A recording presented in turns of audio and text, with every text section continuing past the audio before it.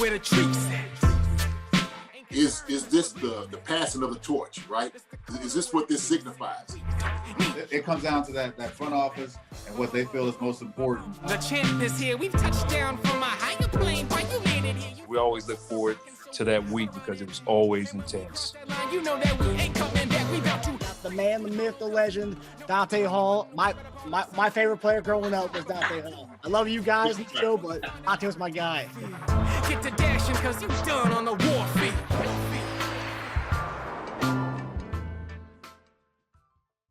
This episode of Chief Concerns is brought to you by BetOnline.AG. BetOnline.AG is your number one source for all your basketball info, stats, news, and scores. Get the latest odds and lines, including the latest player reports for this year's pro basketball playoffs. BetOnline is always your sports information headquarters this season, as we have you covered for all your sports wagering needs. Basketball, MLB, NHL, right to UFC, and boxing. BetOnline is the fastest and easiest way to get your betting info, including live betting options and your favorite casino and card games you can play right from your home. Head to the website today or use your mobile device to get in on the action. Be sure to use our promo code, that's BELIEVE, B-L-E-A-V, to receive your 50% welcome bonus on your first deposit. BetOnline, where the game starts. Hey guys, welcome back to another episode of Chief Concerns. I'm Marcus Dash here with our guy, former Chiefs tight end Justyn Dunn, all the way from the tropics over there. Where were you at, JD? Hey man, we in a secluded, exclusive location. Don't want to really say where we at though, but we enjoying our vacation time out here with family and friends, just having a wonderful time, enjoying and loving each other out here, man. Seriously, so it's fun. I got my brothers, my sister-in-laws, friends and stuff like that. So yeah, man. Yeah, no, we actually down here in the beautiful area. So nice. Look like you're having a great time. You got your whole vacation outfit on. Look at that shirt. I love it, JD. Oh yeah, man. Yeah, come on now. Listen, you got to be on vacation. You got to look the part, right? It's true. So this is the proper attire that you can have, especially at a place like this. So yeah, definitely. Yeah, that's probably the ultimate. Your background right now is the ultimate background of what people like. You know, at their office spaces, they have like the beach background. Like that's where your real background is right now, which is amazing. Oh yeah. It's the office right here for the week. This is it. So. Gotta love it. It's the pre-training camp grind that JD's got going on right now at the beach. So this week was kind of an interesting week for our podcast and our channel. And obviously a lot of you guys saw on Twitter this week, and thank you to all of our fans who went to bat for us. So for those of you who don't know, YouTube for a little bit, for about an hour this week, they got rid of our channel. I don't know. I've asked YouTube why that happened, but I have potential. I think I know what happened. So anyway, YouTube got rid of our channel. I took to Twitter and had everyone kind of tweet at YouTube and say it was a mistake. And it was, because within 45 minutes, our channel was back up again. So that's usually how you know it's a mistake, when things happen that fast. It's something that, computer algorithms, whatever. But I think I know what happened. So we had a video last week it was about Mahomes talking to Max Crosby, the whole Netflix special. A lot of Raiders fans commented on our video, saying bad things about the Chiefs, saying bad things about Mahomes. So when I responded back to them, I don't name call, wasn't doing any of that, just talking about Raiders Chiefs history. And I think some of the Raiders fans got butthurt by what the conversation. So I think we had a lot of Raiders fans report our channel. And then with the way YouTube works, it's really not it's like robots pretty much dealing with that. So when you get an influx of reports, their first thing they do is shut down a channel. So when you get an influx of reports, they don't have a person who goes and oversees it all. They just shut it down. And then obviously if you're complaining about it, they'll go ahead and look at it. So that's what happened. So my thing is, I want to say thanks to Chiefs Kingdom and everyone who went to bat for our channel. That's first. But secondly, I think the reporting of channels, just because you don't like a Chiefs channel because you're a Raiders fan or a Bills fan or Bengals fan. We've had a lot of other fans come on our live streams and chat with us, with our people, Bills, Bengals, and a lot of lovely other fans. I think we had Lions fans most recently commenting on the whole Shock the World video we had out there. We have great banter with other fans. We welcome it. We love it. But when fans are reporting our channel because they don't like whatever we're talking about, Mahomes, but having a documentary really and having a good relationship with Max Crosby, that's the thing. These guys are friends, and if you watch documentaries, they actually dap each other up. They say good things about each other, but when the game's played, they'll banter back and forth. Right. They're not. Right. They're not reporting the guy's tweets. They're not. They don't hate each other. So fans who are coming on other people's content and channels and doing that, it's just like, where does it end? So if you don't like other people's content, you're just going to report them, so they lose their channel, and that's it. I mean, I just think the whole concept is crazy. And I think if Raiders fans hate us that much, then don't look at Chiefs channels. Then if it bothers you that much, so I don't know, JD. I'm actually flabbergasted that it was that easy to take a channel down. If you're complaining, I mean, if that's part of the algorithm, or like you said, nobody's overseeing something. I mean, you could pretty much shut down anything. You have no control over your own content and what's going on YouTube. And so if it's just that easy, like I said, to really dismantle a page or a channel, then that's tough, man. That is absolutely tough. But listen, I look at it like this. If, like you said, if you don't like something, then don't watch it. It's just as simple, right? Being petty and going out there trying to get something shut down is kind of ridiculous. I think everybody enjoys, the good banter back and forth, right? I mean, that's what makes sports somewhat fun. I don't think anything was being said that was really salacious or something that was so terrible that it's like, oh my gosh, they need to shut down. Now that'd be something if we were a channel that was out here cursing other people or something like that, and that'd be different, right? But we do none of that here at Chiefs Concerns. So No. We're a bunch of good guys, Marcus. We would want to shut us down. Okay. And I think even if you are from the opposing view and the opposing team, you can still find some common middle ground to say, hey, look, you know what? It's good going back and forth with these things. And we should be able to keep these things up. Yep. Let's continue it. It's made for good football, made for good fan base, supporting your team. So, I think it's crazy. Yeah, and that's the thing. It was we texted about it, and I when it was going on, JD, I was so scared. I mean, I didn't know what to do. I kind of felt helpless. I was watching those YouTube videos on how to get a channel back. I was gonna text you, but I knew your vacation. I didn't want to ruin it. It was like day 2 of your vacation or whatever. And I didn't want to ruin it. So that when I came back on, I was like, oh, okay, let me text JD about what's going on and how it's all fixed now. But like. Yeah. It was crazy because I think I first seen it on Twitter. I'm like, wait, hold on, what's going on, right? You like, yo, dude, and you put everything onto it. I was just like, man, this is absolutely just mind-boggling. Crazy. And I think like for the whole point is like it's a Chiefs fan channel, right? And like what you said, if it's that easy to take down something, like. We're talking beyond football. If it's that easy, and this is more of a YouTube thing, I guess, but like beyond football, there's politics, there's science, there's a lot of other things that are going on out in the world. And if people are get upset about the content that's out there, and that's all they can do is spam a channel with reports, and it's going to shut down that channel because of whatever. Because people have groups, they have everyone, a lot of people on YouTube have a lot of accounts. So I could have 10 accounts right now and then go to a certain channel I don't like and just report. And I could say whatever, because I think spam, because we got flagged for spam, being a spam channel, which is, if you look at our channel, it's not spam. But that there's like pornography, spam, there's a bunch of different like categories. So who knows what people could do to a channel and say, oh, it's pornography, it's bad stuff on there, that it needs to be taken down. Like people can do that. And this is just a football channel, but like there's other things that people can do that with that it can be very harmful. And so I just hope YouTube, I'm glad they fixed it as fast as they did, but it's crazy. Well, look, man, this is a very family-friendly channel for people to watch, enjoy, and entertain. But just talk some good football about you. So, it's unfortunate that happened, but hey, it got rectified. So we're good. We're good with that, man. Yeah. And we'll move on from that. Hey, look, it's done. You said YouTube contacted us pretty easy. Took care of it. So that's all you can ask for. Yeah. So. Couldn't agree more. And again, thank you to all the fans who really went to bat for us. I mean, I think within like 2 minutes, we had an influx of quote tweets, retweets, favorites, and all these things commenting on YouTube. So it was really nice to see Chiefs Kingdom come together on that. Shout out to the fans, baby. Shout out to the fans from your boy JD. Right there, Yes, sir. Man. Chiefs concerns, baby. Yes, sir. So, like JD said, we're going to get into training camp. Training camp's begun for at least the rookies and the quarterbacks so far.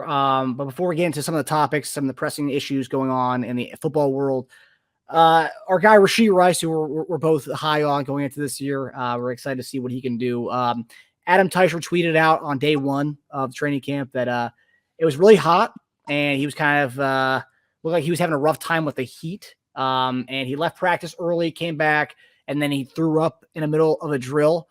So my question to you is, JD, you played in a lot of training camps in your day, probably even worse off training camps back in the day because there was a grind with Vermeil's training camps and even before that. Have you ever seen, is it a common thing? Because Rashee Rice is getting a lot of crap from fans online about maybe he's overweight and all this stuff, about throwing up, he's out of shape. Is this a common place to see guys throw up during training camp, or at least the beginning of it, especially rookies? Look, playing sports for a number of years I've played, it's pretty common to see guys throwing up during training camp. I mean, it's just what it is, right? And whether it be, somebody he got overheated, or if he maybe ate something or maybe had too much water, all those things could be possible. And so the thing is, he's going to adjust. I don't have any problem issue with that. And the thing is, when I was in Kansas City, we used to go up there to in River Falls. And there was a reason we went to River Falls, because Kansas City can get so dang hot during the summer.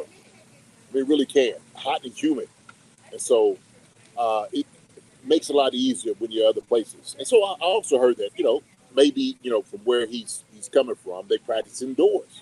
And that's a possibility. So when you're training, especially being down in Texas, usually your practices are like during early during the day, because it's too hot, just during the day to try to do anything.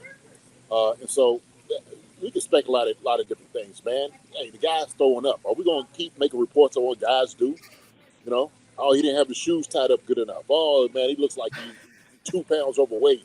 Oh, he looks rocked up. You know what, man? I think it's just news, things from guys to write about. Rashee Rice is going to be all right, man. Don't worry about it. I just, to me, that's something normal. I don't look at a guy, he throws up, and you're like, oh, this dude's out of shape. No. So you can just get hot. There's plenty of guys, when we used to run gases and stuff like that wanted to throw up. I mean, you almost feel like it sometimes when you be like, it's like, that passed by. So we don't know what it was. Could have been something in the morning that he ate. We have no idea. But I don't think it's anything about him being in shape or all those things. And look, if it is a slim chance that he may not be in tip-top shape where we want him to, right? He's going to get there. He's got plenty of time doing camp to get there. He's a young guy, and he'll come up to speed just like that. Yep. So the thing is also, too, so this is like the rookie part of it. You're going to have more guys coming in, taking some of the reps off of him as well. But he'll get in shape. I ain't worried about that guy at all. Not at all. Yeah, I remember when I was in college when we had the conditioning tests. I remember one day being near the linemen when the linemen were sprinting, and I remember I got the D tackles guys like blue chunks right in front of my area after their conditioning test, and I was like, "Whoa!" I had to get away from that because it was going to make me throw. Yeah, I mean, I see guys, throw up before the game because of nerves, right? Yeah. I mean, we never know what's happening with guys. Mm-hmm. So that's why it's not a big deal. It's football. Hey, it's football. Matter of fact, it was almost like a rite of passage, getting a guy to throw up, like, oh, yeah, from a coach, like, toughen these guys up, make them throw up, make it hard on them, right? So you're conditioning them to take, long reps and all those different things. It's what you're conditioning them for. So, yeah, man, that's good. That's good. All right? And Rice said that means he's working hard, is what he said when he was asked about working hard, man. He's putting some work in. And shoot, that's all you can ask for. Respect. So first topic tonight, Isaiah Pacheco. I know we're JD's on vacation. We're going to try to get this, get the big topics done so our guy can go enjoy himself some more. So Isaiah Pacheco, a lot of people. Go ahead. Looking good. That looks. So Isaiah Pacheco, there was rumors going into training camp that he was going to start the year on the PUP. He had the hand surgery and the shoulder surgery during the offseason. He's still recovering from that. But came out day one, was one of the first people you saw on the fields on the training camp day one with the quarterbacks and rookies, and Pacheco was there, yellow jersey, non-contact jersey. So obviously, and he hasn't been really doing any workouts to this point, so him being on the field is obviously a good sign. But JD, we're talking about a guy who, surprised a lot of people last year, but he had the hand surgery and shoulder surgery this offseason. He's obviously working back slowly. However, in the press conference today, he said that he expects to have 1,000 yards this year, and he expects to go full throttle game one of the season. That's what he's saying. However, yellow non-contact jersey, this team is a team that's looking to January and February, so they might take the steps to make sure all our guys are right to that. But if you were coaching this team, and you obviously play under Andy Reid, so you know how he's going to do things, how do you see them kind of, managing him as we get through the early part of the season and training camp? You got to manage him like he's your RB1. That's how you got to manage him. I mean, this is our guy that we had as our starting running back. We have a good number of guys in camp at running back that can take the reps. He doesn't need to do anything. When I see the video of him, it looked like he's in shape. He looked fast. He looked quick. He didn't need to be anywhere near contact right now at all. Nowhere near contact. Matter of fact, I tell him come out there to the practice field with one of those bubble wrap. Come on, a whole bubble wrap around your body. I don't want nobody touching you. All right. And so if she's projecting, being ready for week one, I don't see any reason to dismiss that. Right. I'm sure he's having constant contact with the training staff and the doctors and whatnot on his progression and where he could be. So he's like, hey, man, I'll be ready week one. And so this is a good thing about camp because you do have time to get ready. You give time to everything to heal. So, yeah, I don't worry about that at all. And he's going to do the right thing. He's going to do the right thing for Pacheco, and he's going to do the right thing for the team. That's why he's got a stable of studs. He's got a stable of studs. Okay, CH is still there. All right, we know Jet McKinnon's doing a good job. Prince, there's Prince is there also. So you got Ely, you got guys. We have guys that can run the football, and so you got to manage him like you're not playing today because you're not. You got to manage him like week one is weeks away because it is. So that's the best way to do it. That's the best approach. Take your time with it. Hey, get yourself ready. Still run, get conditioning and stuff like that. That's fine. Contact, no. I don't want you doing anything. Okay. Heck, matter of fact, if that's his hands that he's writing signatures with, don't even sign. I don't want you signing autographs. Okay. Do what you left. Figure out what you left. Okay. I want you doing it that way. So yeah, avoid those Dick's signings, those appearances, Pacheco. Oh yeah. But we're talking about the hand and shoulder too. Those are pretty significant. I know it's not lower body injuries, and everyone always those are obviously the top of the worst injuries for a running back. But shoulder and hand for a guy who takes a lot of beatings and a lot of contact, it's a big deal, and that's probably the smartest thing to do, especially if you're recovering from those specific injuries as we kind of get closer to the season, right? I mean, it's because those injuries. They're significant. Depends on what actually the injury is, right? Like how devastating of injury it was, correct? And so, obviously because you have different injuries on shoulders and hands, it may not be that detrimental to what he's doing, okay? He may be able to heal fast. He's a young guy. So if we're projecting week one, and that's perfect. If we're sitting there saying maybe week 6, something different, right? Because it's like, okay, we got to make sure he's not rushing the guy back. So that's very important. It's very important that, like I said, you putting the kid gloves on him, make sure you're managing him well, okay? And you just got to monitor these things, and they do a good job of that. doctors, trainers, all of them doing a great job of that. Rick, those guys down at Monaco and all they have a wonderful staff. They do. Wonderful staff. And this is something that I just find it funny because when a player says, "Yeah, I'll be ready to go. I'll be ready to go week 1. I'll have 1,000 yards this season."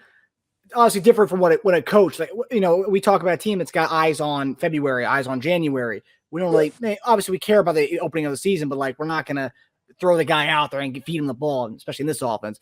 But there's a difference there, right, between what a player thinks how his injury's progressing versus how a coach sees how they're going to manage him, right?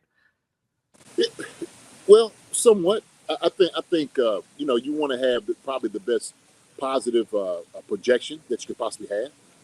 But I know one thing: the Joker came in last year and said he was going to take a grown man's job, but he did it. Okay, it's true.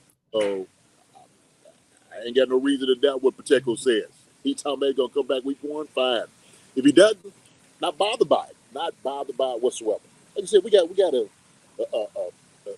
great stable of guys out there right now. And which actually goes into like the broader, context of running backs and their value, right? I mean, we've been kind of talking about that. I know we're probably going to bring some of those things up, but to me, when you look at it, we lucked out with having Pacheco, having this guy being a back of last year, him having the success that he did. So, man, it's a plus for us. 7th round pick. Come on, man. Shoot, yeah. We're winning. We are winning right now. So you could just see the significance on the value of running backs. Okay, and I've been trying to make this. I actually put out a tweet talking about the running backs' value. Okay, and how we should not try to devalue these guys that are so vital, so important to the team. Okay, I mean, it's imperative that you have a good running back on your squad. You have to. And so there's been a lot of talk about guys, running backs not getting paid. But sure, you see the punishment they take, right? Yeah. So. And Pacheco's a good example of that with the all-season shoulder and hand surgery. And this is a 7th round guy who's not making the big bucks yet.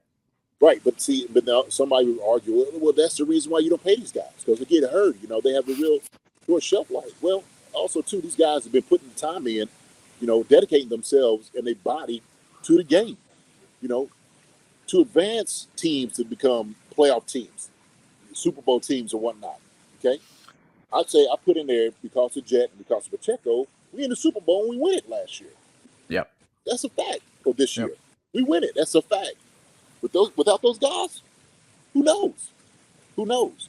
Yep. I know we didn't have them the year before, or at least trying that running back to get in. We lost to Cincinnati. Okay, we're trying to pass the ball down on the 5-yard line. We passed each and every one. We didn't run the ball not once. Not once. Unless you want to talk about Patrick running back, retreating for 15, 20 yards, right? Yeah. So we understand the value of these guys, okay? And there's been a thing about guys getting together, running backs getting together to try to stop all these things happening, and I'm all for it, man. I'm on board with it. So that leads us into our next topic. So, JD, just sticking with the running backs and how much they're worth, this conversation. So, as you mentioned, running backs this week, Josh Jacobs, Tony Pollard, and Saquon Barkley did not reach deals with their teams.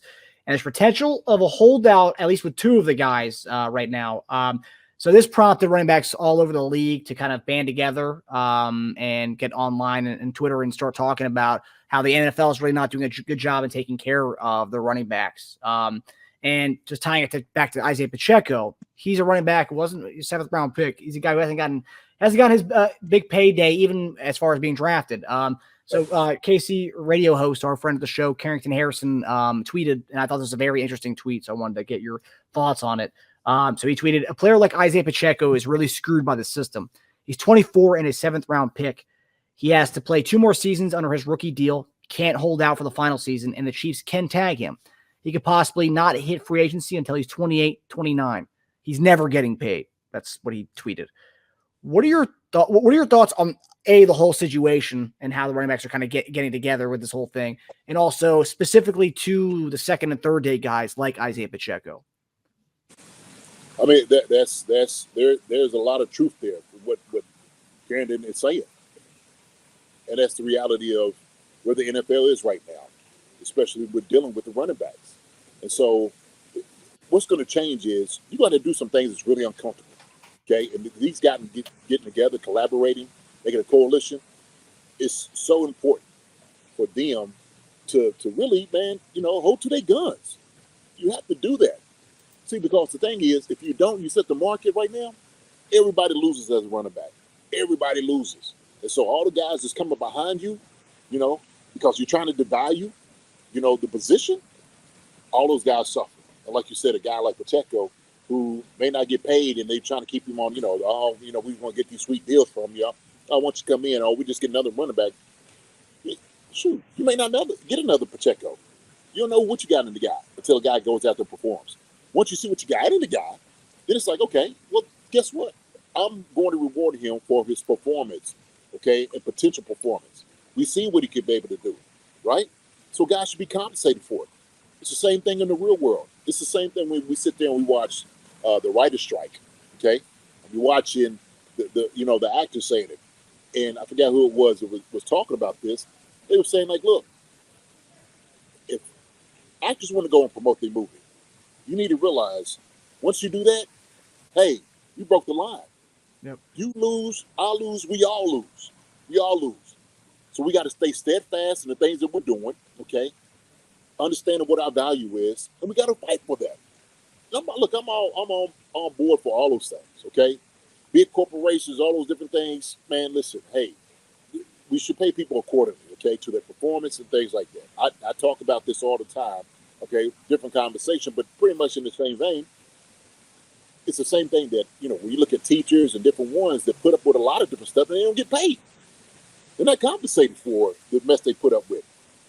And we're talking about what the top tier guys, what they've been doing, what they mean to teams, and you're going to diminish what that is? Saquon Barkley, Josh Jacobs, Dalvin Cook? Are you kidding?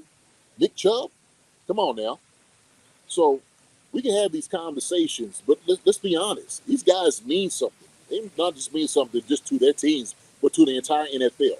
You're telling me that every team that get these guys goes up.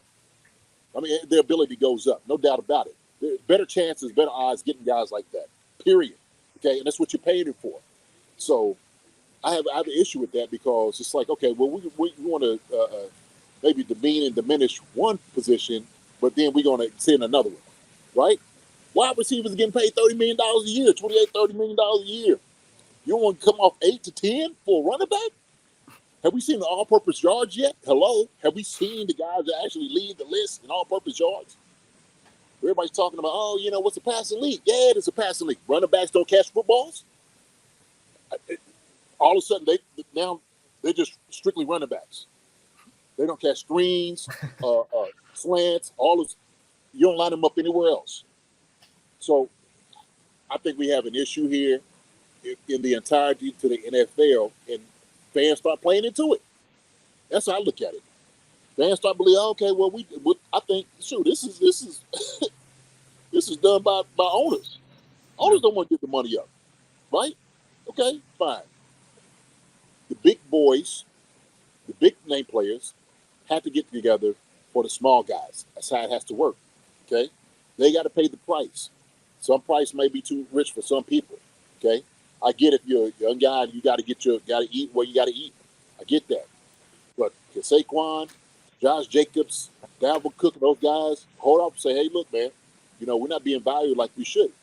All right, well, we're going to see what the Vegas, we see what they're going to do, the Raiders. We're going to see what New York's going to be, okay? Like, you just gave all that money to Daniel Jones. What the hell were they doing? Daniel Jones. That dude came back, and he was handing the ball off to him. So guess what? It makes it easier in the passing game, okay? We understand this. We understand that it's a match made in heaven, all right? Chiefs Kingdom, because we passed the ball, it's a good marriage because we got a good, reliable back in Pacheco and Jet, okay? And CH when he comes in. But this conversation, this argument that running backs are not as valuable, and oh my gosh, well, it's a passing league, it's just crazy to me. It's absolutely crazy to me. Because if you start actually looking at the stats, you start looking at what they mean to teams, then you'll see it. Okay, so I know I'm saying a lot, man, but look, there's a lot to be said on this. People have been making comments like, well, you can't build around a running back. Well, that's the problem because you haven't been doing it. Mm-hmm. Chubb, you didn't have a good quarterback. You put money into what's the I can't even think of the other quarterback we let go. He's been Baker? on 2 or 3 different. Who? Baker. Yeah, that's it. That guy. So he's been on 2 or 3 different teams. But you were throwing, he was doing commercials saying it was his house. So he's been in 3 houses since then. All right, I'm done. I'm gonna leave it alone. But go ahead. He's big into real estate, JD. Yeah. No, I mean what you're saying, and I think with Chiefs specifically, and I think this is a big argument that I've seen from a lot of people who are just trying to use the Chiefs as the prime example as to why not pay running backs, and that's I think is a terrible example because there's only one Patrick Mahomes. Right. There's only one Patrick Mahomes. You could put Saquon Barkley back there. You could put Pacheco back there. Jet McKinnon, Spencer Ware was he even came back to the Chiefs when he wasn't back there. I guess Pat's first year starting.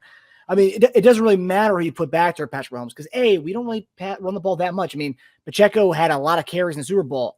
I think it was 12 carries in the Super Bowl. That's a lot for our team, But Saquon Barkley helps take the pressure off of Daniel Jones. It doesn't matter what running back. It doesn't matter what running back the Chiefs have back there. It's going to take the pressure off Patrick Mahomes. It doesn't matter. But Daniel Jones needs a running game. Kirk Cousins needs a running game. A lot of these quarterbacks need that kind of that share to take to get the pressure off of them. Mahomes doesn't need that. It's a totally different thing altogether. But there's a lot of these guys. Jimmy Garoppolo. What's he going to do this year when they don't have a running game? His whole career, he's had a running game with San Francisco, New England.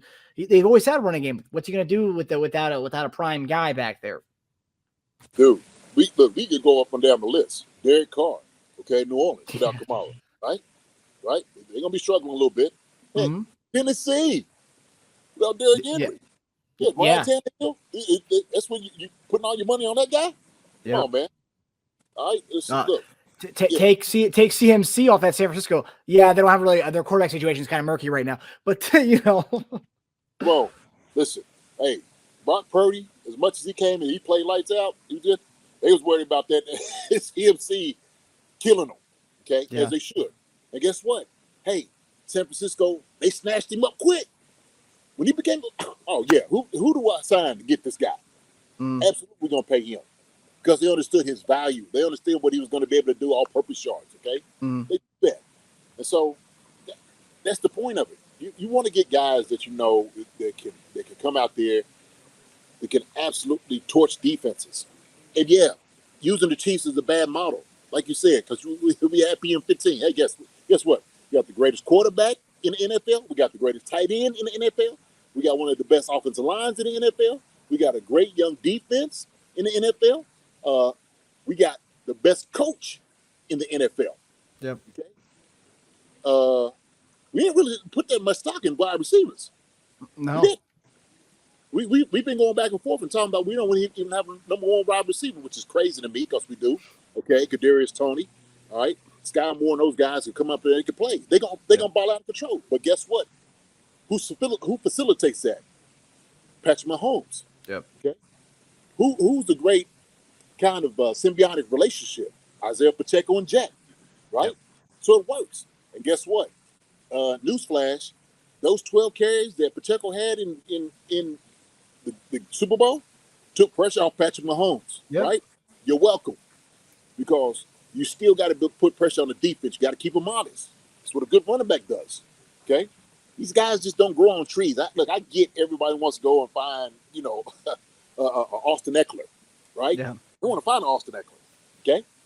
Well, I think he got screwed. He did. He got screwed. He wants out because they're not going to pay him. They don't want to pay him, man. I forgot what his deal is on, man. He's absolutely screwed, for real. But hey, whatever. What would the Bills be if they had a good running back? Yeah. Right? Yeah. So Because right now their best running back is their quarterback, who and he's taking a beating, and they haven't found one, and that's a good point, JD, because everyone talks about how easy it is to find a running back. Well, how come they haven't found one yet? Because they've been searching. yeah, shoot, Ravens been going through running backs like it's Christmas presents right now. So, I just those things, it just missed me on those things. I mean, just absolutely missed me because I think we look at it from our scope of view, from being Chiefs fans, like, oh yeah, you know what, running backs ain't all that important. Well, okay, Yeah. PM15 is what makes everything go.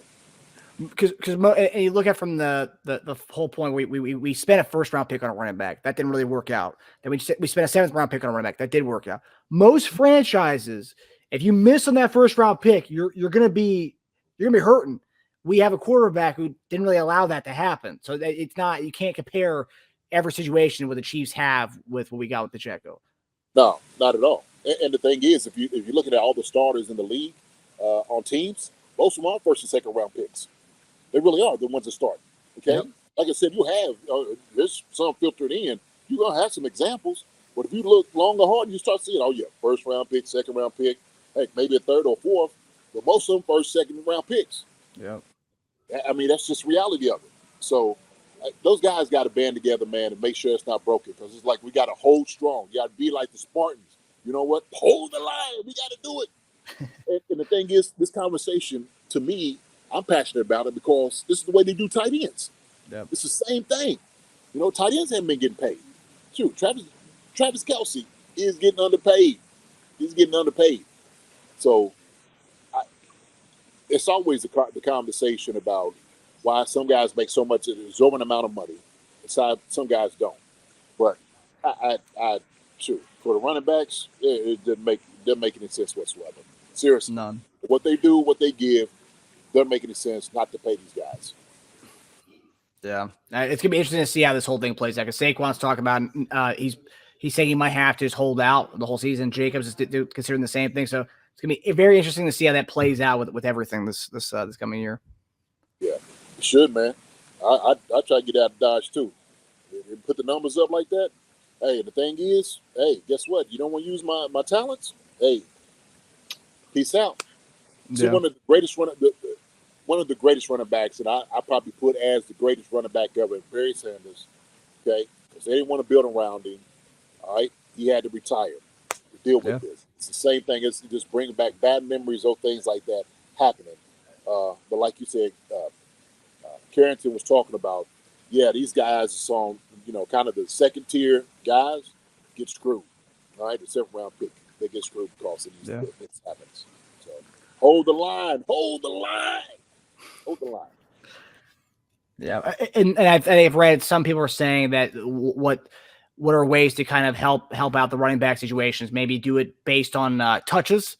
So, based on the amount of touches you get, there's a tier as far as how much. Like maybe they can build this into the new CBA. I mean, I don't know how they're going to do this, the new collective bargaining agreement, but do it based on a touch thing, or maybe don't allow franchise tags to running backs, and they have to they can't just tag you for that last year and then right, because that's a big thing too. A lot of teams, especially the 1st round picks, because we're talking about Josh Jacobs and Barkley, these are a guy like Jacobs. They tagged him, and then they weren't going to allow the 5th-year option. And then what happened this year? They freaking ran him to the ground, 30 carries a game, like 12 of the games this year. They ran him to the ground, knowing they weren't going to give him the 5th-year option. So I think that's where the BS comes in. I don't think teams should be allowed to do that, and they can get rid of the franchise tag, then they won't do that anymore. But man, look, that's gonna be hard to work that way off touches and whatnot. But I think, man, it's conspiratorial. It really is. Because I'm sitting there saying, it's the owners getting together saying, like, look, I'm sure they're getting together like, we're not gonna pay our running backs. Okay, it's in the talks, and I'm sure agents are letting running backs know, like, hey, man, they're really not gonna budge. Well, there's a reason. There's been some conversation going on behind closed doors, and we're not quite privy to. That I'm sure they're sitting there saying, we're gonna try to keep the market where it is. Same thing was happening during the time when you would see when the rookie contracts was just out of the world, and guys that have been in the league for 3 or 4 years would have 3 or 4 Pro Bowls, wasn't getting paid. Okay, so now you got to right the ship a little bit. All right, I don't think the guys are asking for 15, 20 million. They ain't asking for that. Okay, they're making 3 times less than what top wide receivers are making. Yeah. So come on, man. You look at this overall production. Same thing, tackles, and defensive end, defensive tackles, corners, all those different things. Linebackers. I mean, as far as the market, it just seems on the offensive side of the ball, man, guys are getting screwed. Okay. Yeah. So. Yeah. I think this year as a whole, we've seen a lot of weird things going on with this running back stuff. That's coming to a head, and then also with the amount of 1 and 2 year deals that were going on this year. And we thought that was odd that all the teams were doing the 1 or 2 year deals more so than we ever seen that before. No one's locking in guys to long term deals, which is very interesting. Well, see, that's what I'm saying. Things that are changing. And so it kind of started with the wide receivers, right? They didn't really want to give no money to the wide receiver. You see that market kind of starts, shriveling up a little bit with the money. Mm-hmm. A little tight. Yeah, like a little tight. So, yeah, man. All the money's going to the quarterbacks, even if they're mediocre guys like Daniel Jones, like we talked about earlier. Yeah, it's gonna be interesting. Yeah, like it's all right, like it's just okay. PF15 definitely get the money. If you start seeing these other quarterbacks, you're like, what is this joker getting paid all that money to do? Yeah, I go out there throw picks, lose games. Hey, I'll go out there and hand the ball off to Saquon Barkley or Matt Breida. I'll do that.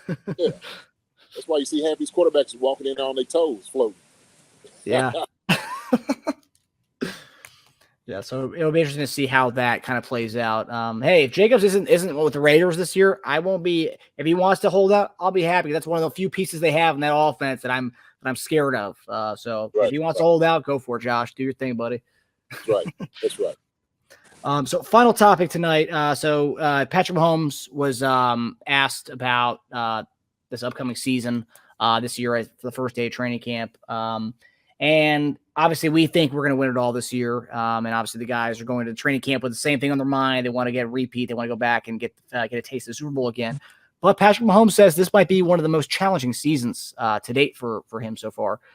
Quote, I think it's going to be the hardest it's ever been. I've said it a lot. You look at the AFC, almost every team, you can see a path for them getting to the playoffs. And I know you say that every year, but I think this year it's really real. We know week in and week out, it's going to be a challenge for us. Let's get better and try to win as many football games as possible and put ourselves in that position. So, JD, my question is, do you agree that this year will be the toughest year yet for these guys based on the AFC's? I guess everyone just kind of an arms race that happened this offseason with a lot of the AFC guys, the AFC teams.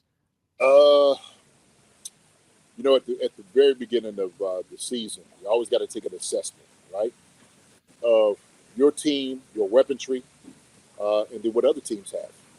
And so I think Patrick Mahomes is just counting to see, okay, they got this over here. Guys are healthy now, right? This is going to be tough. It is going to be tough. And so part of that might just be the pressure of staying on top, right?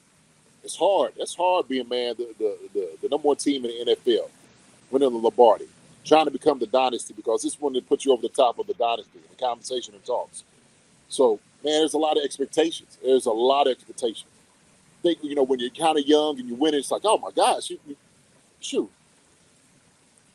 You maybe your success wasn't expected as much, and he got a lot of it fast and early, and he earned every bit of it, right? Now it's the staying on top part, okay? That's where it becomes difficult, staying on tight. That's why Tom Brady was a workaholic, changed his diet, did all these different things he needed to do to stay on top. He became obsessive with it. And so I think it's part of what you have to be. You have to be that guy, to stay on top. You got to will all the guys around you to be on the same page, to feel the same thing you're feeling, to be a winner. So I think it's what he's doing, man. He's just making an assessment on these things. He's up to the task. There's no doubt about it. I'd put my money on Patrick Mahomes all day long and coming out on top. No doubt about it. I think he just understands, well, shoot, everybody has been aiming for us. Right? So it's a daunting? No. it's something that is without a doubt doable. If everybody stays healthy, get the ball out, he gets his support group, right, the running backs and everybody around him being healthy, everything's going to be all right. They're going to be fine. And I think the same thing is just clicking with these young receivers. That's another thing, right?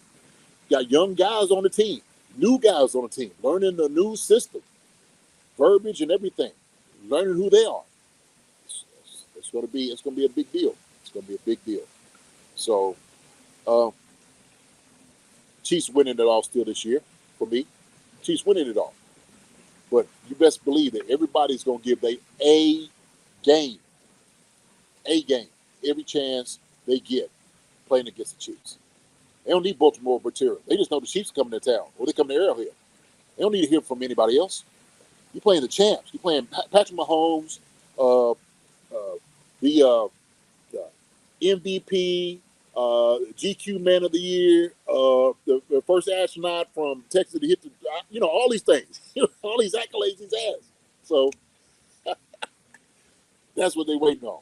Oh, he's a golf champion. He can beat Steph Curry and all. You know what I mean? So he's got them.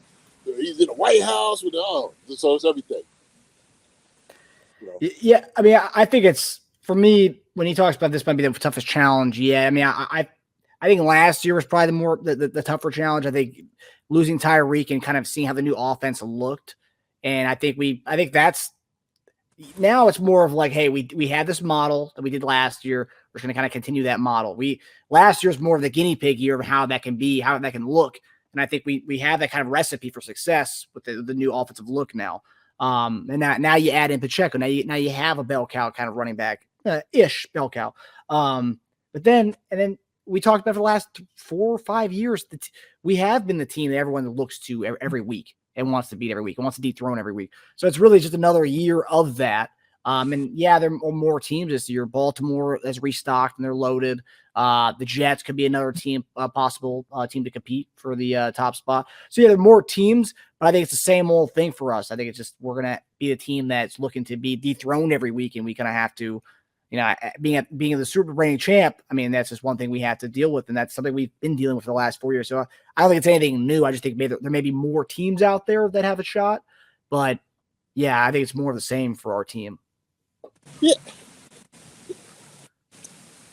And look, and here's the reality, man. He's got 2 brand new tackles. You get a Juju here. You know what Juju did in Pittsburgh. The guys that got the most, I would say, experience, MVS and Richie James catching footballs. So we can talk. Real conversation going on now, right? Yeah. Real conversation.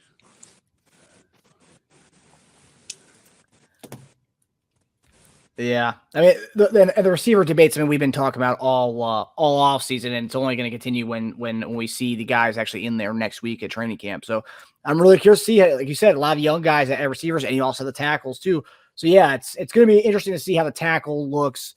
And I want to say I think the tackle altogether, left and right, might be better than we had last year. Obviously, if Donovan Smith's healthy as he says he is, and then Juwan Taylor is I think is light years ahead of Wiley at the right tackle spot. So like if those guys do play with the potential, I think we have a better line than we had last year. But then the receivers, a lot of young guys, a lot of new guys. But we had the recipes for success last year. Another year of Texas workouts. Those guys could, flourish and, produce. And like we said, we have Patrick Mahomes. Anything is possible with this team. Absolutely. And I think the young guys will flourish. There's going to be some growing pains, no doubt. Yeah. But absolutely, when you're sitting over there and you're looking in the huddle, you start looking around. Some different faces going on, Yep. Some different faces looking right back at you like, uh-oh. I ain't seen y'all in a couple, a little different. Some eyes might be a little bit bigger than others, like a little worried, like, uh-oh, hey, calm down, buddy. Calm down. That's where we at. But yeah, man, it's going to be good. Everything's going to be good. Yeah. So that does it for our show. I know JD's in vacation right now, so we're going to let him go. JD, last thing, Chris Jones Coach Reed was asked about Chris Jones. Will he be at report to training campus this coming weekend? Andy Reid said, I don't know anything about that. Are you worried or no? Not worried. We shall see. It happens. I lived it. I've lived it. I've been with several guys that held out. So I lived it before. No big deal. They'll get something worked out. Okay? Like Big Red said, hey, you don't know anything about it. I don't either. This is all I know, though. These deals get done, during the summer days. Let them all handle it. I ain't got no worries whatsoever about 95. Okay? Now look, come season, 95 don't show up. I ain't gonna do that. I'm not gonna do that at all. Hey, look, now all positive vibes here, man. He's gonna be good. We're gonna be good. All right. Yeah. Andy Reid did say there's communication going on, so that's a positive side. JD knows all about that. So as long as there's communication going on between both sides, our financial people and Chris Jones and his agent, that means everything's good. So yeah, I'm gonna show everybody what I'm feeding. Actually, it's a little creature cat. I don't know if you can see it or not. Oh my gosh, what is that? I forgot what they're called. It's like a raccoon and a monkey. It looks like. Yeah, it's like a raccoon or something, man. But I'm giving it little chips. It's my little friend. I saw you throwing out. What are you throwing? Feeding pigeons with those chips? But all right, everybody, that does it for us, everybody. We hope everybody enjoyed our Chief Concerns episode. And again, happy that everybody was rallied together and got on YouTube's case to get Chief Concerns back up on YouTube. So, JD, we hope you enjoy the rest of your vacation, man. I'm looking forward to seeing that tan when I see you on next Wednesday night. So sounds good, my brother. Sounds good. All right. Appreciate your guys. All right. All right. Love you, brother. Love you too. Hi, everybody. Thanks for watching. Subscribe here to get the latest from the show. Also, be sure to check out the best clips from Chief Concerns. And if you prefer to listen to the show, subscribe and follow us on Apple Podcasts, Spotify, and anywhere else you get your podcasts.